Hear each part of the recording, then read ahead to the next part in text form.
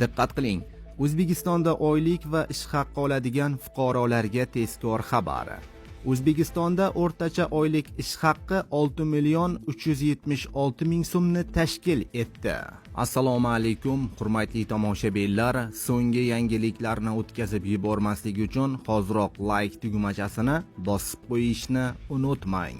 Like bosgan insonni Xudoyim doim qo'llasin. Diqqat qiling, 2025-yilda O'zbekistonda o'rtacha oylik ish haqqi 6 million 376 ming so'mni tashkil etib, o'tgan yilning mos davriga nisbatan 18,9% ga o'sdi. Bu haqida Milliy statistika qo'mitasi xabar berdi.